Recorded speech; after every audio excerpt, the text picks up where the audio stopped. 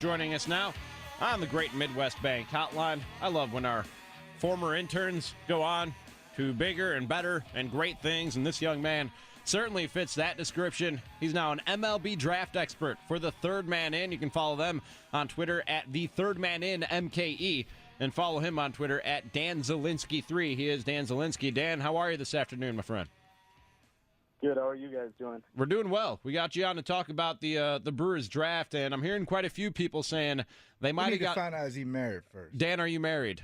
I don't know why LeRoy needs to know that. You are not. Are Thank you? Are you? I told you he's never getting married. Are you engaged to be Dan? married or otherwise spoken for?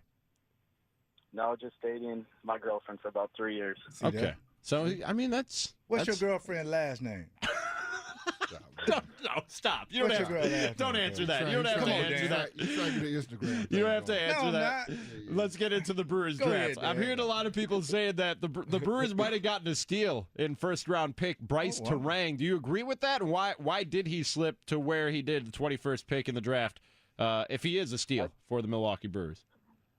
Yeah, I definitely agree with that. He's an 18-year-old prep shortstop from California. He's a guy the Brewers know really well. He's played with their area code teams the last 3 years. And at this time last year, he was considered potentially the number one pick in the 2018 MLB draft. And just with the high expectations, being nitpicked for the last 4 years, and just kind of a average high school senior season, he hit .352 with 5 home runs and 21 RBIs.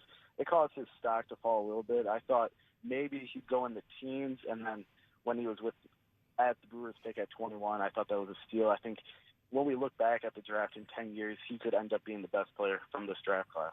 It's hilarious. I saw the term prospect fatigue. I've never heard of that in my life. I've never seen it in my life. But that was the reasoning they used of why all of a sudden, he wasn't as good maybe his senior year as he had been in the past. Have you heard that before with other guys and can use an example of, well, the same thing happened to this guy and he turned out?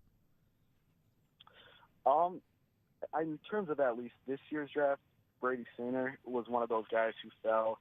A.J. Puck a couple years ago was a pitcher from Florida that fell from number 1 to 6. He's had a lot of success in the minor leagues so far. Alex Viedo is another Florida pitcher who fell to 18 last year, has had a lot of success. So it happens a lot with these guys who are on the showcase tour a lot throughout high school and college. Scouts see him regularly. In terms of Bryce, he was getting watched by scouts at least as a freshman in high school, so at least 4 years, maybe 5. So scouts have seen a lot of him, and they just haven't been blown away, I guess is the best way to say it, this year by him. Joe Gray, an outfielder from Hattiesburg High School, is their pick at 60. They come back at 73. Now, this is the one that I want to get your take on. Another kid from Hawaii. They had Cody Medeiros, obviously, from Hawaii a couple years ago. Now they take an outfielder, Micah Bello, and I don't know anything about Micah Bello other than what I read, and a majority of what I've seen was he shouldn't have went this high. What was your take on them taking him there? Yeah, that was going to be my first comment. Is I thought they reached a little bit for him. I know they don't have a third-round pick or they didn't have a third-round pick because of the signing of Lorenzo Cain. But he's a guy I thought was probably a fourth-round pick. But in terms of their draft bonus, signing bonus amount, it's $6.6 million. So with getting 2 guys that kind of fell in the draft, I'm wondering if this guy they signed drafted because he's a guy that will sign cheaper than his allotment, which is what we even gotten in the 4th round. Yeah, Dan, we had something, a good friend of mine, Adam McKevitt, he wrote a story about Arrieta could have been with the Brewers a while back, but they couldn't sign him. So when you get the young kids, the high schoolers or the first-year college guys, what's the percentage of these teams being able to sign these guys? Because it seems like that's been like the issue if you put these guys in your farm system or not. Exactly. With the first 10 rounds last year, only 3 guys weren't signed by the team that drafted them. So usually if a player goes within the first 10 picks or first 10 rounds of the draft, they're going to be signed by the major league team. You'll see some guys who are still available right now that are potential first-round picks, but they're still on the board. That's because teams feel like their signability isn't that good. So teams are letting those guys fall. And then once you get into the 20s and stuff like that, you'll see players getting drafted, especially high school guys, just more as a courtesy or a way to kind of show we're interested and we'll stay in contact with you. We like you. But usually in the first 10 rounds, all the guys sign.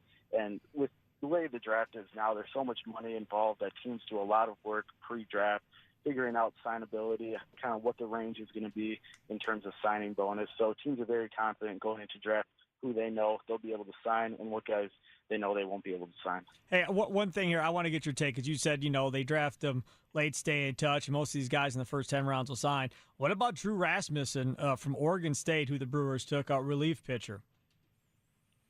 Yeah, he'll definitely sign, obviously. The approximated pick value for the signing bonus is about $250,000.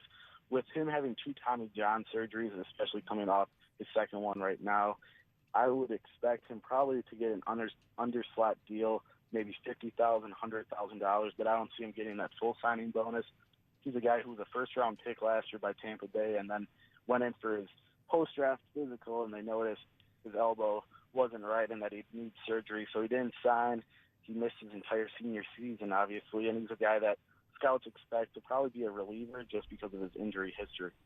Dan, what do you know about the local kids here around the state here, specifically kid from Waukesha? Well, Jared Kellenick, he's a guy that's been on the scene for a while now, probably most of his high school career.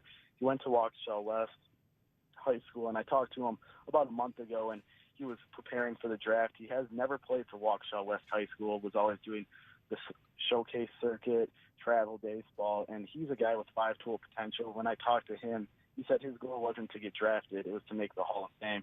So he's got confidence to him. He's a power hitter, but will stick in center field, and he has a chance to be a really special player in the future. Now, didn't Oak Creek have a kid as well? I was reading about him maybe a week ago. Is he a junior? Yeah, they do. He hasn't been drafted yet. I would expect him at this point of the draft to go to college just because signing bonus money isn't there. Mm-hmm. Alex Benoles, he's yes, that's him. First baseman, and yeah, I would expect him to go to college at this point just because in terms of where the draft is and the signing bonus money, he can hopefully go 3 years at college and then try again at the draft and try to make a little bit more money signing bonus-wise. Yeah. Dan, last one, and we'll get you going. We really appreciate your time because this is very interesting. Normally back in a while back, it used to be a big run of pitchers or outfielders, in the later rounds. What was the biggest thing in this draft? Why it continues? It seems like they got 1 million rounds. Do they just teams draft for need or just a certain position, or did you get the best pitcher? Or what do these teams tend to do the later it gets? Later in the draft, once you get after about 10, 15 rounds, teams will start to look at need. They'll also look for guys that they like and hope to take and want to take at that specific point, but especially looking to just fill out their minor league systems, maybe guys with high potential that are senior in college that they hope could maybe fill a need and maybe also provide some upside later on in the draft. So it's not necessarily need once you get to 10 or 15 rounds, but more just filling out the roster, hoping you find a diamond in the rough that will turn out in the future.